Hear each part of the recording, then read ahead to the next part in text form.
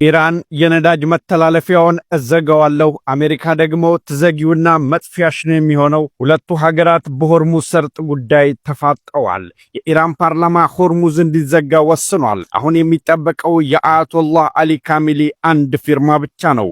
የአሜሪካው ምክትል ፕሬዝዳንት ኢራን ዋናውን የነዳጅ መተላለፊያ ዘጋች ማለት መጥፊያዋን አመቻቸች ማለት ነው ሲሉ ተዛዝተዋል። የኢራን ውሳኔ በዓለም የነዳጅ ዋጋ ላይ ከመጠን በላይ የሆነ ያልተጠበቀ ጭማሪ በኢትዮጵያ ላይም ይሄ ተጽዕኖ ሊያርፍብን እንደሚችል እየተነገረ ይገኛል። ትላንት የኢራን ፓርላማ በወሰነው ውሳኔ የዓለማችንን 20% የነዳጅ እንቅስቃሴ 30% የተፈጥሮ ጋዝ የሚተላለፍበት ትልቁን ሆርሙዝ የተባለ የባህር ሰርጥ ለመዝጋት ወስናለች። መተላለፊያው የውሃ ክፍል በኦማንና በኢራን ድንበር መካከል የሚገኝ 33 ኪሎ ሜትር ያክል ስፋት ያለው ሲሆን የአሜሪካና የእስራኤል መርከቦች በብዛት የሚንቀሳቀሱበት የባህር ሰርጥ ሲሆን 12 በመቶ የዓለማችን ንግድ 80 በመቶ የሚሆነው የኮንቲነር እንቅስቃሴም በዚሁ የኢራን ድንበር በኩል ነው የሚያልፈው። አብዛኛው የአረብ ሀገራት ሳውዲ አረቢያ፣ ዩናይትድ አረብ ኤሚሬቶች፣ ኦማን፣ ኩዌትና ኢራቅን ጨምሮ አብዛኛው ሀገራቶች ነዳጃቸውን ኤክስፖርት የሚያደርጉት በዚሁ መስመር ነው።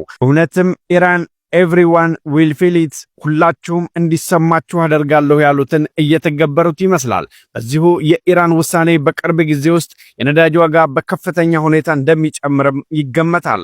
ሀገራችን ኢትዮጵያም የዚሁ ጣጣ ተካፋይ ልትሆን እንደምትችል መረጃዎች ያሳያሉ።